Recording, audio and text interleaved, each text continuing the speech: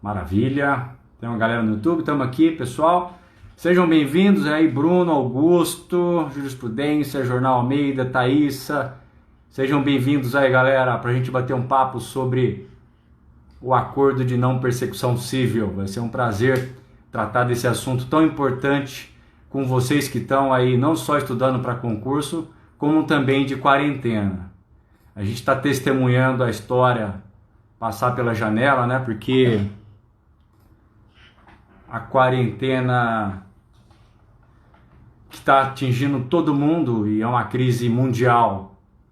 A última quarentena no Brasil, salvo engano, foi em 1917, então todos nós estamos testemunhando aí a história passar, contaremos isso para os nossos filhos, para os nossos netos, e uma maneira muito boa, ter algum foco, ter algum objetivo, algum projeto, e vocês que estão estudando para concurso têm esse privilégio. Eu acho que é um privilégio. Você que está estudando para concurso, você é um privilegiado. Bom, Rafael, sejam bem-vindos, Isabela, Tarcísio, galera toda aí chegando.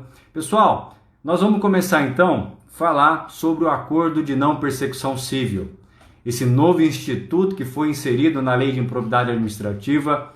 E aí, grande seja bem-vinda, minha querida, minha amiga, colega de concurso, hoje advogada brilhante aí do Brasil. Seja bem-vinda, minha amiga. Então, como eu havia dizendo, em 23 de janeiro deste ano de 2020 entrou em vigor a nova redação do artigo 17, parágrafo 1º da Lei de Improbidade Administrativa, que passa a autorizar expressamente a autocomposição no âmbito da Lei de Improbidade Administrativa. Vocês sabem muito bem que havia uma grande discussão sobre esse tema.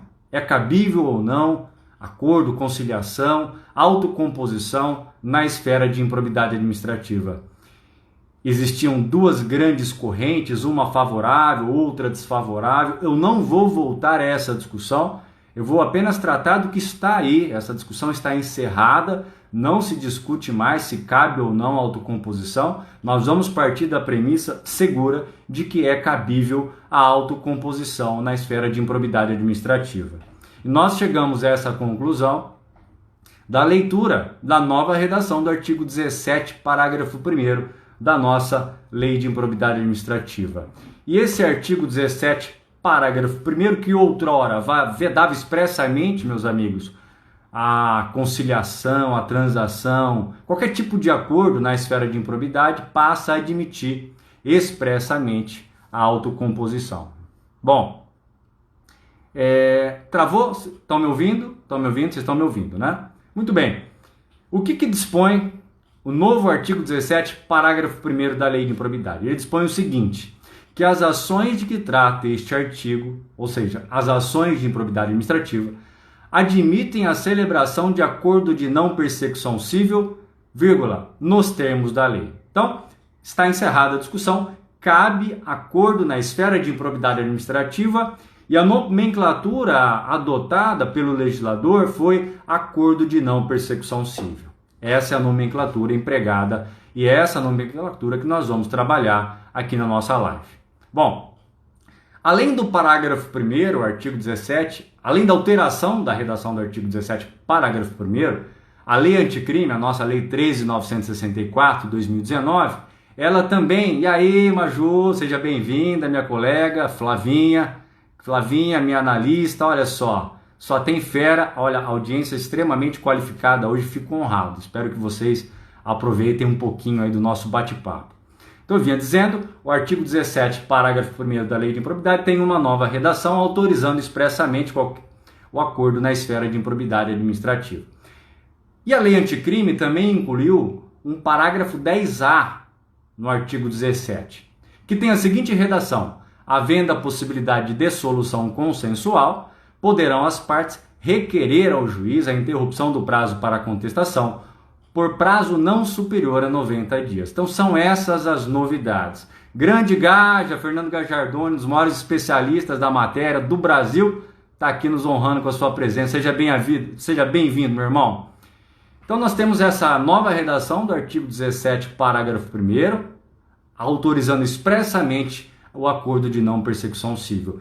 E tem uma nova norma, que é o parágrafo 10A, prevendo a possibilidade de suspensão da interrupção do prazo para contestação, caso as partes manifestem aí interesse na solução consensual. É isso que tem de novo.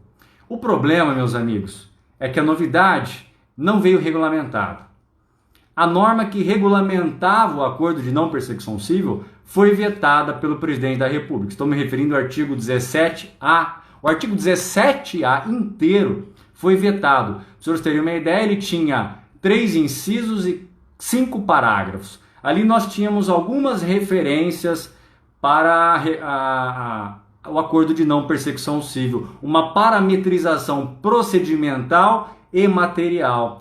E essa parametrização foi vetada. Então hoje nós temos expressamente a admissão do acordo, mas não há regulamentação. E aí pode surgir a dúvida, professor, diante dessa ausência de regulamentação, essa norma já pode ser aplicada, ela já produz efeitos, ou ela ainda carece de regulamentação? Ela já está produzindo efeitos desde o dia 23 de janeiro.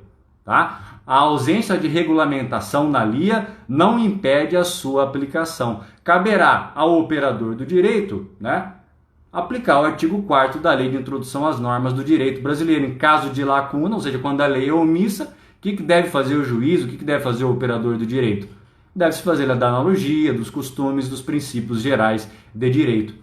E como a gente sabe de antemão que a Lei de Improbidade Administrativa ela integra o microsistema de processo coletivo, nós vamos nos socorrer num primeiro plano as normas do microsistema de processo coletivo, com destaque para as normas gerais previstas na Lei da Ação Civil Pública e no Código de Defesa do Consumidor. Num segundo momento, subsistindo a omissão, nos socorreremos às normas do Código de Processo Civil, que se aplicarão em caráter complementar. Tá? Então, esse acordo de não persecução civil, embora não haja uma regulamentação expressa na Lei de Improbidade Administrativa, essa norma já está produzindo efeitos. E nós temos, evidentemente, que fazer essa crítica ao legislador. Prevê o acordo, mas não traz parametrização. Isso gera insegurança jurídica, tanto para quem investiga, tanto para os legitimados que vão formalizar esses acordos.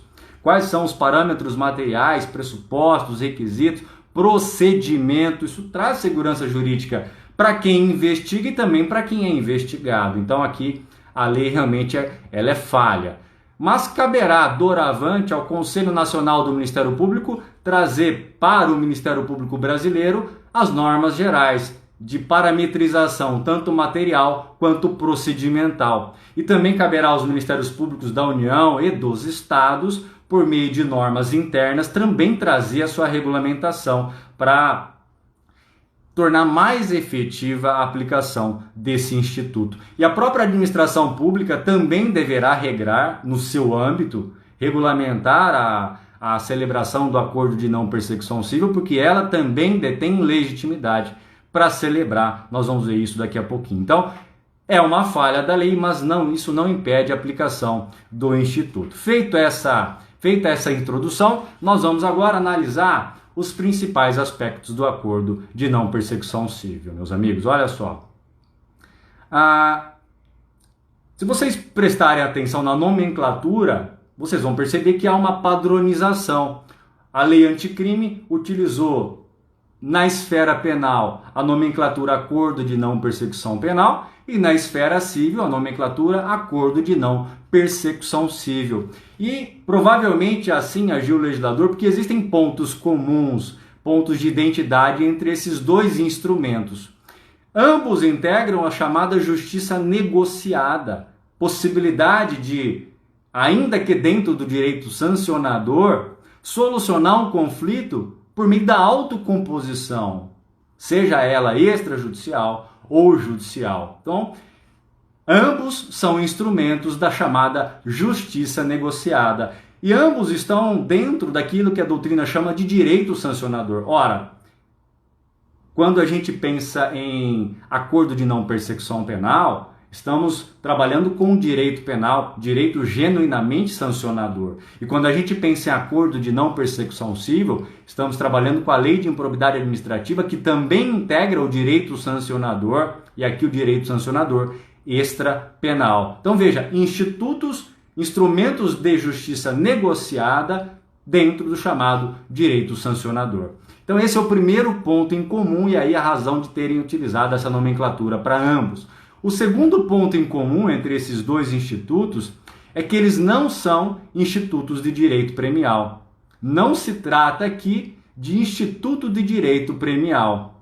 E, consequentemente, os legitimados à celebração do acordo de não persecução civil e também de não persecução penal, eles não podem exigir do autor da infração a colaboração efetiva com as investigações para que recebam um benefício. Não é instituto de direito premial, é um instrumento de justiça negociada que não traz como condição a efetiva colaboração com as investigações. Essa condição não está prevista no artigo 17, primeiro da LIA, não está prevista no artigo 17, parágrafo 10A, não se trata, portanto, de pressuposto para a celebração do acordo de não persecução civil, tá bom? Cuidado com essa informação.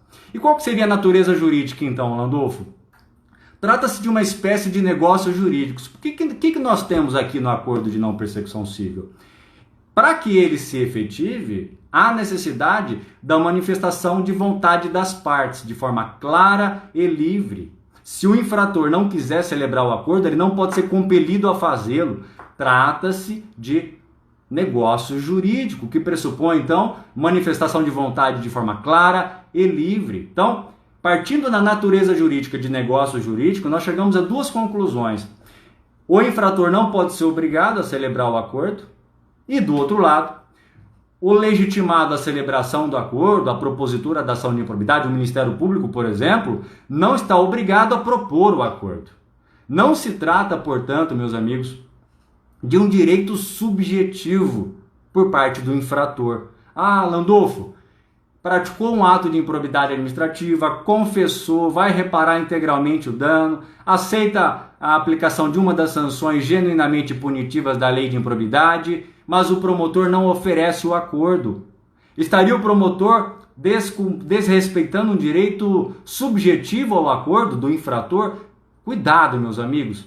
A gente, definindo a natureza de negócio jurídico, já afasta a existência de direito subjetivo ao acordo. Não existe direito subjetivo em negócio jurídico, tá? Depende da manifestação de vontade das partes, tá?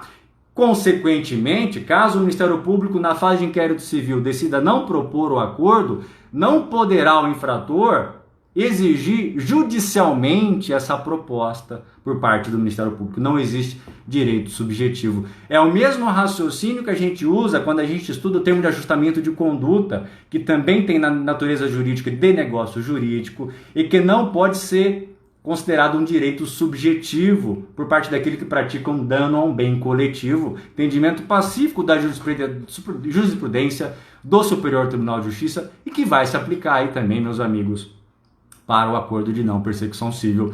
Essa é a nossa percepção. A decisão de propor ou não, portanto, é um ato discricionário por parte dos legitimados, a formalização do acordo. O Ministério Público, a partir de critérios de conveniência e oportunidade, decide propor ou não o acordo. Evidentemente que essa decisão ela deve ser exteriorizada e de forma motivada, tá? Deve haver motivação quando não for o caso da propositura do acordo. Bom, e quais seriam os pressupostos para a celebração do acordo de não persecução civil? A lei de improbidade administrativa é silente, ela não traz quais são os pressupostos. Então, a construção dos pressupostos vai ser feita pela doutrina, pela jurisprudência, por normas do Conselho Nacional do Ministério Público, normas dos Ministérios Públicos Estaduais e da União e também da Administração Pública. Nós entendemos que alguns pressupostos são obrigatórios, algumas condições são obrigatórias para uma celebração de acordo de não persecução civil. A primeira condição, o primeiro pressuposto, o primeiro requisito é a confissão. A confissão do autor do ato de improbidade administrativa é requisito para a celebração do acordo de não persecução civil. Landolfo, mas de onde você chega a essa conclusão se não está previsto na lei de improbidade? Aqui a ideia é manter a coerência do microsistema de tutela do patrimônio público. Coerência, deve haver coerência. Quando alguém vai fazer um acordo na esfera da lei anticorrupção, a lei anticorrupção exige a confissão. Quando alguém vai fazer um acordo de não persecução penal, o Código de Processo Penal, artigo 28A, exige a confissão. Vai fazer um acordo de colaboração premiada, vai fazer um acordo de leniência no âmbito da lei concorrencial, exige-se a confissão. Não faz sentido, não abona a lógica jurídica dispensá-lo, portanto, aqui na lei de improbidade administrativa. Até porque o mesmo fato, vocês sabem muito bem, pode dar ensejo à responsabilização em mais de uma esfera. Imagine, por exemplo, que um agente público frauda uma licitação de forma dolosa. Ele pratica crime previsto na lei de licitação, que é passível de acordo de não persecução penal, mas aqui ele vai precisar confessar para receber, para formalizar o acordo. Não faz sentido, pelo mesmo fato, esse mesmo agente público não ser obrigado a confessar na esfera de improbidade administrativa para também celebrar o acordo de não persecução civil. Então, na hipótese, reclama-se basicamente o emprego da analogia das normas que disciplinam a autocomposição em outras esferas de responsabilização do direito sancionador do microsistema de tutela do patrimônio público. Estou me referindo à Lei Anticorrupção Empresarial, à Lei Concorrencial e também ao Código de Processo Penal, que regulamenta agora o nosso acordo de não persecução penal. E aí, falando ainda de confissão, que é requisito, pode surgir uma dúvida, Landolfo, mas e se a confissão for inútil? O Ministério Público já tinha prova suficiente de autoria e materialidade. Aquela confissão não alterou o panorama probatório. Com base nessa situação, poderá o Ministério Público deixar de propor o acordo de não persecução civil? A resposta é negativa. Meus amigos, cuidado. A confissão ela é pressuposto do acordo, não é um fim em si mesmo. Ainda que a confissão não tenha sido útil, ela vai sim autorizar a celebração do acordo de não persecução civil. É o mesmo raciocínio da confissão no acordo de não persecução penal, não se exige a sua utilidade. Bom, então esse é o primeiro requisito, confissão. Segundo requisito, meus amigos, deve haver o compromisso de promover a reparação integral do dano causado ao patrimônio público. Esse requisito é obrigatório. O agente infrator praticou um ato de improbidade que causou dano ao patrimônio público, ele deve assegurar, deve assumir o compromisso de promover a reparação integral desse dano. Outro requisito, se houve enriquecimento ilícito, estamos falando da modalidade do artigo 9º, também deve o agente ímprobo assumir o compromisso de restituir ao patrimônio público aqueles bens que foram indevidamente acrescidos ao seu patrimônio pessoal, tá bom? Então, esse é um outro pressuposto para a celebração do acordo de não persecução civil. E aí uma outra condição, um outro requisito, um outro pressuposto. Para além da reparação integral do dano, para além da devolução dos bens acrescidos ilicitamente ao seu patrimônio, para além da confissão, também é requisito a aplicação de pelo menos uma das outras sanções do rol do artigo 12 da LIA. Porque reparação do dano e recomposição do patrimônio público lesado por meio do perdimento dos bens não é sanção genuinamente. É um ato, uma consequência da prática do ilícito. Aqui nós vamos usar o mesmo raciocínio que já é usado no STJ nas ações de improbidade administrativa. Se o juiz, na sentença, reconhece a prática do ato de improbidade, ele não pode apenas condenar o agente ímprobo à reparação do dano. Ele tem que aplicar também alguma das sanções previstas no artigo 12. Multa, proibição de contratar e receber benefício, suspensão dos direitos políticos, perda da função pública, ou seja, não basta a condenação à reparação do dano. A mesma linha de raciocínio a gente vai utilizar aqui no acordo de não persecução civil, celebrado extrajudicialmente ou judicialmente. Não pode constar apenas reparação do dano, deve ter pelo menos uma das sanções do artigo 12 da Lei de Improbidade Administrativa. Nesse sentido, por exemplo, está a resolução 179 do Conselho Nacional do Ministério Público, está correta, ela já exige essa aplicação de uma outra sanção. E como eu disse, é a jurisprudência do STJ nas ações de improbidade administrativa que nós vamos ter que utilizar também no acordo de não persecução civil, por uma razão muito simples, né? Vocês sabem muito bem que a lei de improbidade administrativa, ela é uma lei eminentemente punitiva. A sua essência é descer o chicote no agente infrator. Essa é a ideia, é punir. A reparação do dano é uma consequência do ilícito. Então, se você, seja numa sentença de ação de improbidade, seja num acordo de não persecução civil, se limita a obrigar o agente a reparar o dano, você está esvaziando a finalidade principal da lei de improbidade administrativa, que é aplicar sanção, medida genuinamente punitiva. Então, também é requisito a aplicação de uma das outras sanções do artigo 12 da lei de improbidade. Meus amigos, sanções que podem ser convencionadas. Quais são as sanções que podem ser acordadas, ajustadas? A lei de improbidade é silente. Aqui nós vamos ter que fazer uma interpretação lógico, sistemática, à luz da Constituição Federal. Olha só. Qual que era a redação originária do artigo 17, parágrafo 1º? Não cabe transação, acordo ou conciliação na esfera de improbidade administrativa, nas ações de improbidade administrativa. Qual que é a redação atual? A partir de 23 de janeiro, é possível a celebração de acordo de não persecução civil, nos termos da lei. Mas a lei não traz quais sanções podem ser aplicadas e se alguma sanção não pode ser aplicada. Qual que é a conclusão que a gente chega? Que qualquer uma das sanções pode ser convencionada. Todas as sanções do rol do artigo 12 podem ser objeto de um acordo de não persecução civil. Perda dos bens ou valores acrescidos justamente ao patrimônio do agente, ressarcimento ao patrimônio integral do dano, perda da função pública, suspensão dos direitos políticos, multa civil, proibição de contratar ou receber benefícios ou incentivos creditícios ou fiscais. Landolfo, mas e o artigo 20, caput da lei de improbidade? Ele não prevê lá que as sanções de perda da função pública e suspensão dos direitos políticos só produzem efeitos após o trânsito em julgado da sentença condenatória? Esse dispositivo não seria um obstáculo à composição dessas sanções? A resposta é negativa, meus amigos. Essa norma, ela só vai ter aplicação em caso de resistência à pretensão por parte do agente infrator. Se ele não resiste à pretensão, se ele confessa e aceita a aplicação da sanção, não tem incidência a norma do artigo 20 caput da lei de improbidade administrativa.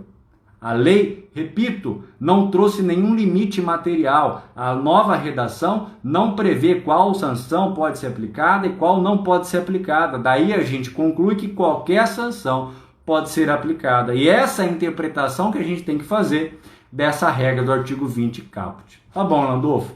Mas e a suspensão dos direitos políticos? Cabe aplicar essa sanção de forma amigável?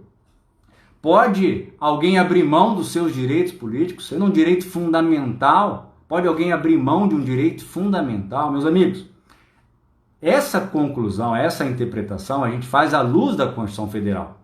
A Constituição Federal, ela dispõe lá no artigo 15, quem quiser abrir o artigo 15 da Constituição Federal, vamos tratar dessa sanção, que é uma das sanções mais polêmicas, eu reconheço. Há uma forte resistência, inclusive em alguns ministérios públicos, em admitir a aplicação dessa sanção em sede de acordo de não persecução civil. Mas qual que é a fundamentação para admiti-la? É constitucional. O que dispõe o artigo 15? Está lá no artigo 15. É vedada a cassação de direitos políticos, cuja perda ou suspensão só se dará nos casos de, inciso 3º, condenação criminal transitada em julgado, vírgula, enquanto durarem os seus efeitos. Então, condenação criminal transitada em julgado, opera-se automaticamente a suspensão dos direitos políticos. Inciso 5º, improbidade administrativa, nos termos do artigo 37, parágrafo 4º. Olha a diferença de redação. Aqui não se está exigindo a condenação transitada em julgado. Claramente não foi essa a intenção do legislador constituinte, basta a prática do ato de improbidade administrativa. Tudo bem, Landolfo? Aí o artigo 15, inciso 5º, remete ao artigo 37, parágrafo 4º. O que fala lá o artigo 37, parágrafo 4º? Os atos de improbidade administrativa importarão a suspensão dos direitos políticos, a perda da função pública, a indisponibilidade dos bens e o ressarcimento ao erário, vírgula, na forma e gradação previstas em lei, sem prejuízo da ação penal cabível. Veja, a norma constitucional mais importante quando a gente estuda probidade administrativa é o artigo 37, parágrafo 4º. E essa norma delega ao legislador infraconstitucional a aplicação da sanção. Quais sanções serão aplicadas e qual a forma de aplicação. E aí vem a lei de improbidade, prevendo lá no artigo 12 as sanções aplicáveis e agora no 17, parágrafo 1º, expressamente admitindo acordo de não persecução civil sem nenhum limite. Ora, fazendo a interpretação da lei de improbidade à luz da Constituição Federal, qual que é a conclusão que a gente chega? Não há nenhum obstáculo, seja na Constituição Federal, seja na lei de improbidade, à inclusão da sanção de suspensão dos direitos políticos no acordo de não persecução civil. Essa resistência é a mesma resistência que havia em relação à possibilidade de fazer ou não acordo na esfera de improbidade administrativa. Ah, não pode fazer o acordo. Nós estamos falando de bens indisponíveis, não se admite. Essa tese foi se enfraquecendo ao longo do tempo e acabou sendo superada. Eu imagino que essa tese do não cabimento da sanção de suspensão dos direitos políticos no bojo de um acordo tende também a ser superada, porque a interpretação constitucional claramente autoriza a aplicação dessa sanção em sede de acordo de não persecução civil. A própria Constituição Federal autoriza, fazendo essa ligação entre o 15, inciso 5º, com o 37, parágrafo 4º, e a lei de improbidade administrativa. Aliás, meus amigos, essa é a tendência hoje do direito mundial, autocomposição. Vamos partir para a autocomposição. Nós já temos hoje autocomposição na esfera penal em crimes gravíssimos, como crime organizado, tráfico de drogas, o acordo de colaboração premiada, também é um instituto, um instrumento de justiça negociada. Ora, se o cidadão pode negociar a sua liberdade, por que ele não vai poder negociar também os seus direitos políticos? Com maior razão, imagino, porque não há nenhum bem mais caro para o cidadão do que a sua própria liberdade. Mas vamos lá, prosseguindo, esse é um tema polêmico, caberá à jurisprudência, então, pacificar esse assunto. Falando ainda em aplicação de sanções, um outro tema extremamente polêmico é, Landolfo, tudo bem, cabe suspensão, mas o ato de improbidade administrativa for um ato de improbidade que promoveu enriquecimento ilícito, causou dano ao erário, foi praticado de forma dolosa. Esse ato, caso judicializado, pode gerar aquela causa de inelegibilidade do artigo 1º, inciso 1º, a linha L da Lei Complementar 64/90. E aí? Quando for essa hipótese, admitir-se-á o acordo de não persecução civil? Ou fazer um acordo nesse cenário seria esvaziar o comando da Lei Complementar 64/90? Afastar essa hipótese de inelegibilidade. Meus amigos, eu não vejo aqui, com o devido respeito às opiniões contrárias, nenhuma incompatibilidade. Grande Sakamoto, seja bem-vindo, meu irmão. Monstro é você. Sou teu admirador, você sabe disso. Não existe nenhuma incompatibilidade entre a celebração de um acordo de não persecução civil, num fato que hipoteticamente poderia levar à inelegibilidade, a causa de inelegibilidade. Não há nenhuma incompatibilidade. Se o cidadão infrator não celebrar o acordo, aí ele pode ser processado e, sendo condenado por órgão de segunda instância ou transitando em julgado, incidirá a hipótese de inelegibilidade. Os sistemas são absolutamente coerentes. Não vejo nenhum problema aqui. E vou além, né? Eu que estou aqui no chão de fábrica, atuando como promotor do patrimônio público, é muito mais interessante para mim, e eu acho que para a sociedade, obter nessa autocomposição já de antemão de imediato a suspensão dos direitos políticos. E veja, essas sanções, ainda que convencionadas, elas vão ter que respeitar os limites mínimo e máximo previstos na lei de improbidade. Então, se eu convencionar numa situação dessa, obrigatoriamente a suspensão dos direitos políticos será pelo prazo mínimo de 8 anos. Muito me interessa obter de imediato essa sanção, a ter que aguardar o trâmite de uma ação de improbidade em primeiro e segundo grau, para aí sim obter a condenação desse agente público e obter a sua inelegibilidade, né? E também nada impede que, nesse acordo de não persecução civil, para além da suspensão dos direitos políticos, seja prevista uma condição de não concorrer a nenhum cargo eletivo pelo prazo de 8 anos, contado do fim do cumprimento da suspensão dos direitos políticos. Essa sanção, essa condição, essa obrigação de não fazer é compatível com o ato por ele praticado, é proporcional, a resposta é proporcional. Então, veja, eu consigo obter num acordo aquilo que demoraria muito tempo para obter numa ação de improbidade administrativa. Mas reconheço que esse é um tema polêmico. Por exemplo, o Ministério Público de São Paulo, que já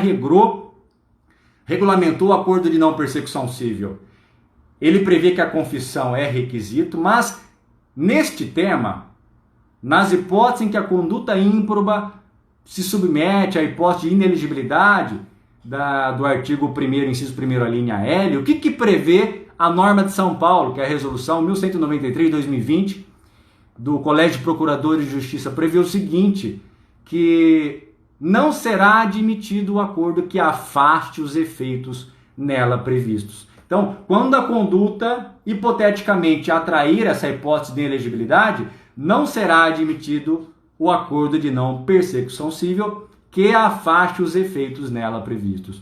Eu confesso que eu tenho dificuldade em compreender o exato significado dessa norma. A meu ver, ela é uma norma equívoca, ela dá margem a mais de uma interpretação. Eu posso interpretar o artigo 3º da seguinte forma: ora, se a conduta ímproba for aquela que atrai a incidência dessa hipótese de inelegibilidade, não cabe acordo de persecução civil na esfera punitiva, só vai caber na esfera ressarcitória, ou seja, eu posso celebrar um compromisso de ajustamento de conduta para que aquele agente público ressarça o dano causado ao patrimônio público, mas eu tenho que entrar com a ação de improbidade. Essa é a primeira interpretação possível.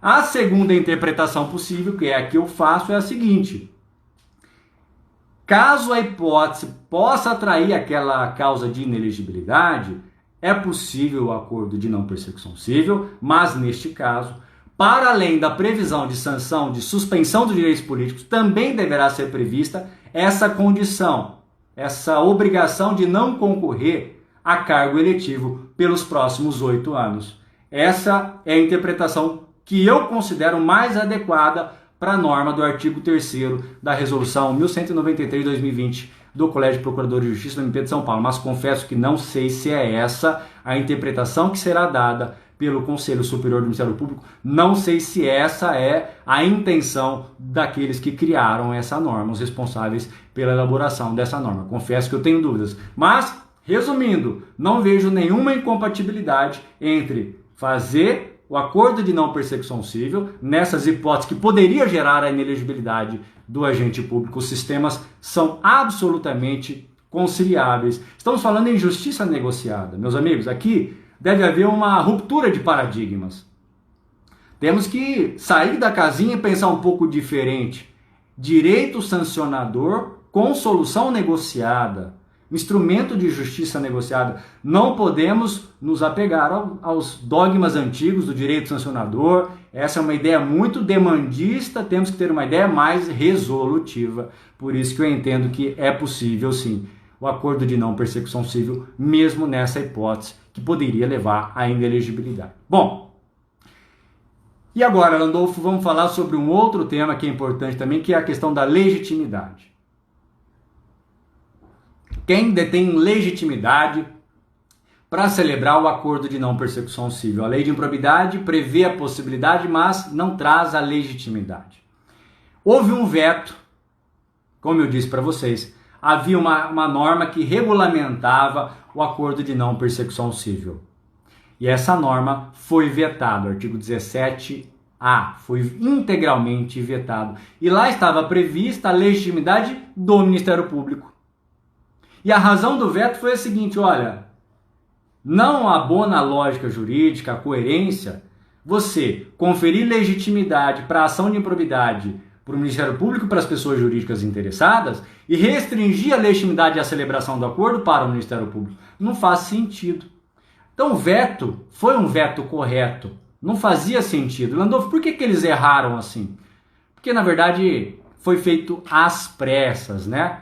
Essa inclusão na lei anticrime da possibilidade do acordo de não persecução civil foi feito às pressas. Fizeram um puxadinho, puxaram lá de um projeto de lei que está em tramitação na Câmara, cujo presidente da comissão responsável pela autoria desse anteprojeto é o ministro do STJ, Mauro Campbell. E o que está previsto lá nesse projeto? Que, havendo uma alteração mais profunda na lei de improbidade administrativa, a legitimidade para a ação de improbidade vai ser só do MP. E aí, na sequência, esse projeto prevê o acordo de não persecução civil celebrado apenas pelo MP. Aí o que fizeram aí os autores do projeto da lei anticrime? Foram lá, recortaram uma parte desse projeto de lei do Mauro Campbell e colaram aqui na lei do anticrime. E aí gerou essa incoerência. Por quê? Mantiveram a redação originária do artigo 17 da lei de improbidade, que confere a legitimidade ativa não apenas ao Ministério Público, como a pessoas jurídicas interessadas. São as entidades lesadas. Por essa razão, foi vetada a regra que conferia ao MP a legitimidade. Então, nós temos uma omissão. Não se estabelece na lei de improbidade quem detém legitimidade. Quem serão, então, os legitimados? Serão aqueles que têm legitimidade para ajuizar a ação de improbidade administrativa. Aqui nós vamos trabalhar, meus amigos, com a teoria dos poderes implícitos. Se o ordenamento jurídico confere a uma entidade competência e atribuição, essa entidade poderá exercer, observada a razoabilidade e proporcionalidade, todos os meios necessários para a realização dessa competência e dessa atribuição. Então, pela teoria dos poderes implícitos, quem pode o mais, que é ajuizar a ação de improbidade, poderá ao menos, que é celebrar o acordo de não persecução civil. Então, quem são os legitimados? Por outras palavras, Ministério Público e pessoa jurídica interessada. Lembrando que pessoa jurídica interessada, há uma divergência em doutrina a respeito dessa expressão. E eu me filio àquele entendimento de que apenas a administração pública, direta ou indireta, que tem legitimidade para celebrar o acordo de não persecução civil, tá? Aqueles entes privados que também podem ser vítimas de ato de improbidade, estão previstos lá no artigo 1º caput, parágrafo único da LIA, estes não detêm legitimidade. É só a administração pública, direta ou indireta. Muito bem. Em qual momento, Landolfo, pode celebrar o acordo de não persecução civil? Nós já sabemos quem são os legitimados. Nós já sabemos quais são os pressupostos. Já sabemos a sua natureza jurídica. Agora interessa saber em qual momento pode ser celebrado o acordo de não persecução civil. Bom, são dois os momentos. Primeiro, na fase extrajudicial. O Ministério Público e os entes públicos legitimados à propositura da ação de improbidade podem celebrar o acordo de não persecução civil na fase extrajudicial. E aqui vai uma advertência e uma observação. Na fase extrajudicial, como a lei não regulamentou o procedimento, nós vamos ter que nos socorrer às normas do microsistema de processo coletivo. Bem difuso, a probidade administrativa é um bem de natureza difusa, então nós vamos aplicar aqui, em diálogo com o complementar de suplementaridade, o artigo 5º, parágrafo 6º da Lei de Ação Civil Pública.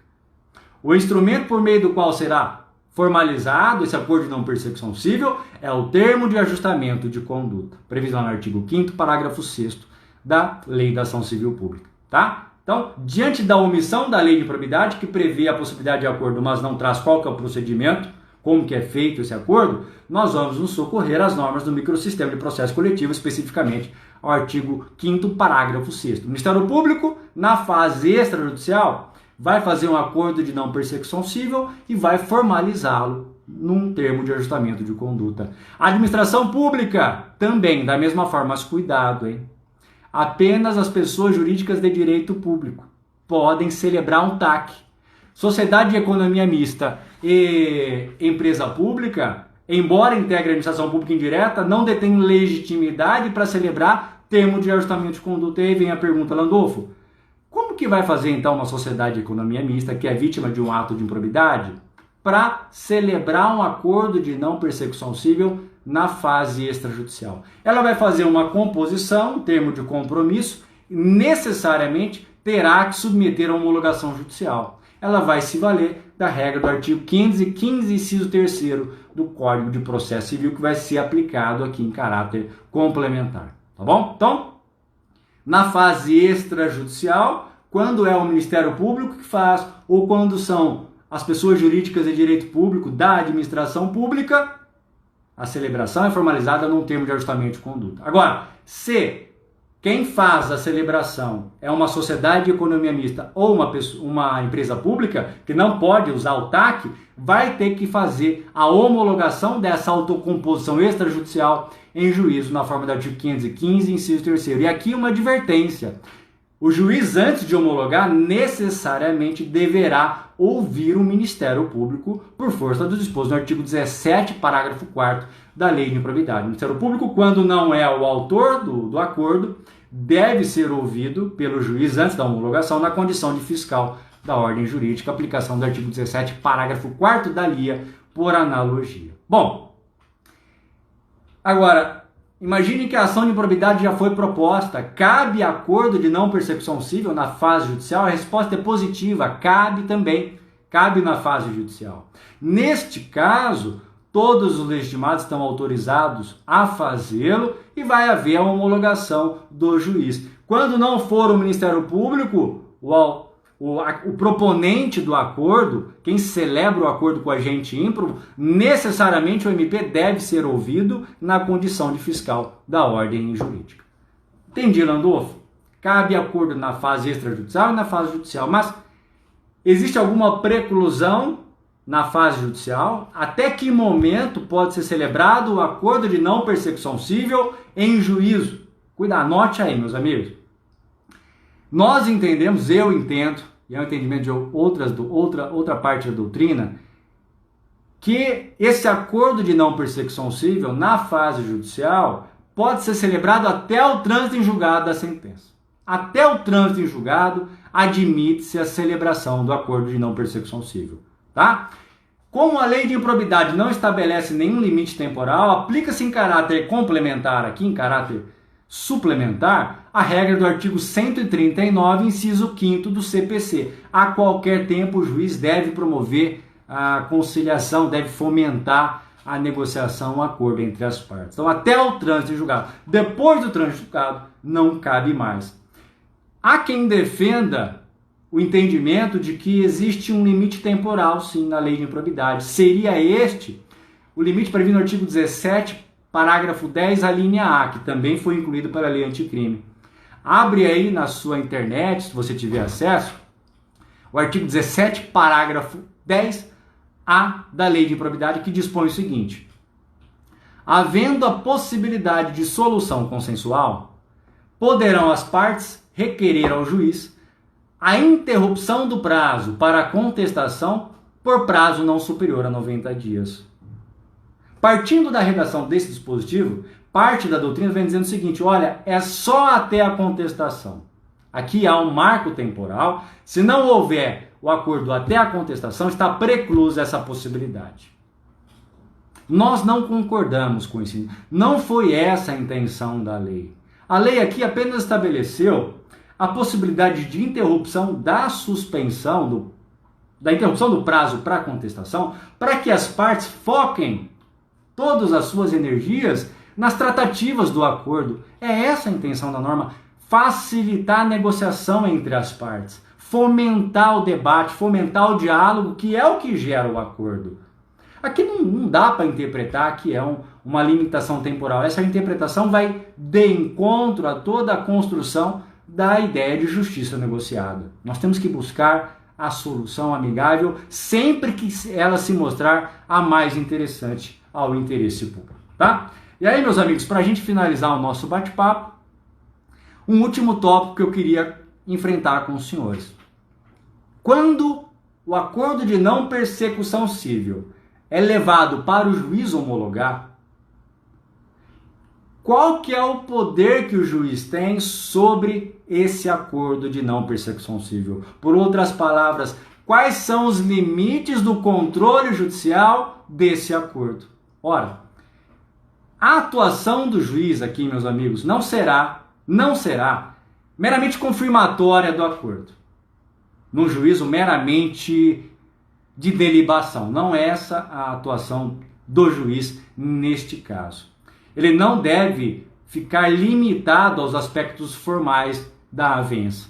Muito ao contrário, deve o juiz promover um controle do conteúdo desse acordo, para verificar se ele atende ao interesse público, exame de mérito mesmo do acordo. Ele pode deixar de homologá-lo, pode homologar parcialmente, ou então recomendar às partes que alterem determinadas cláusulas, se entender mais conveniente. Ele faz esse controle para verificar se as sanções pactuadas, se as cláusulas pactuadas representam uma resposta proporcional à gravidade do ato de improbidade praticado. Ele deve fazer esse controle. Justamente por ele fazer esse controle é que, quando um acordo de não persecução civil é celebrado no curso de uma ação de improbidade administrativa, ainda que feito pelo MP, pelo Ministério Público, não haverá necessidade de controle por parte do órgão de revisão ministerial. Se for o Ministério Público Estadual, foi o acordo celebrado na fase judicial com ação de improbidade administrativa em curso, não há necessidade de submeter à homologação do Conselho Superior. Aliás, essa regra já está prevista no artigo 6º, parágrafo 1º da Resolução 179 de 2017, que regulamenta a celebração dos TACs em todo o território nacional. Meus amigos, eram essas as considerações que eu trouxe aqui, uma análise bem rápida e superficial desse instituto que é novo, que merece muito debate por parte da doutrina, da academia, dos operadores de direito, justamente por não ter um regramento. Né? Então, caberá aos operadores de direito, à academia, à jurisprudência, trazer luzes aí para a efetividade desse instituto. E esse instituto deve ser interpretado à luz, meus amigos, da terceira onda renovatória de acesso à justiça, que os senhores sabem muito bem, que é marcada principalmente pela autocomposição. Acesso à justiça hoje não é mais apenas acesso a uma sentença justa, mais do que isso. Acesso à justiça é acesso a uma seleção, uma solução rápida e eficaz para qualquer conflito de interesse. É essa a ideia que deve nortear os operadores de direito, a academia. Não podemos ficar apegados a conceitos antigos que estão sendo superados pela justiça negociada, que se mostra, na maioria dos casos, mais efetiva. Tá bom? E aí eu deixo uma mensagem final para vocês que estão não apenas estudando para concurso, mas também nessa fase de quarentena. É um momento mais difícil, provavelmente, da vida de todos os brasileiros que hoje habitam o território do Brasil. Não passamos por nada parecido com isto. Questão econômica séria, a pessoa passando fome. Questão de saúde séria, as pessoas morrendo por conta de um vírus que é difícil de ser controlado. Então, a mensagem que eu deixo para os senhores é o seguinte: nós venceremos essa situação. Superaremos esse obstáculo que a vida nos coloca e sairemos mais fortes ainda, né? Por pior que seja o momento que você esteja enfrentando, a sua família, você que é comerciante, profissional autônomo, você que está enfrentando dificuldade financeira, tem algum parente doente, enfermo, eu te asseguro, nós vamos sair mais fortes dessa situação. O país tem uma grande oportunidade para sair mais forte, para sair com espírito coletivo, de solidariedade, para sair com espírito de menos leniência com a defesa do patrimônio público. Hoje falta dinheiro, né, para a saúde, e a gente sabe como é mal gerido o recurso, como a corrupção prejudica a sociedade brasileira. Essa crise escancara isso aí para todo mundo, especialmente no Brasil, especialmente para aquela população mais carente que é mais dependente dos serviços públicos, tá bom? Então, vamos juntos superar essa fase com espírito coletivo, vamos fazer a nossa parte, vamos ficar em casa, sair apenas em caso de necessidade. Vocês que são formadores de opinião, levem essa mensagem para os seus familiares, para essa situação ser vencida e ultrapassada o mais rápido possível, tá bom? Então, é essa a mensagem final. Espero que os senhores tenham gostado do vídeo. Deixem dúvidas, perguntas no meu canal no Instagram, no YouTube, para que a gente possa, agora sim, dar início aos debates sobre o acordo de não persecução civil. Hoje foi só um monólogo, né? Ninguém pôde fazer pergunta, não pude responder pela questão do tempo, mas eu fico aberto aí, vocês vão me mandar perguntas, eu vou responder. Eu criei um canal no YouTube só para isso. Pergunta que eu respondo, então as perguntas sobre essa nossa live serão, assim que possível, respondidas em meu canal no YouTube, para que nada fique aí sem ser debatido com os senhores. Agradeço imensamente a participação de todos, foi para mim uma grande honra tê-los aqui, fico à disposição aí para eventuais dúvidas para os nossos próximos debates. Só uma última colocação, muita gente me perguntando, está aqui a Luzia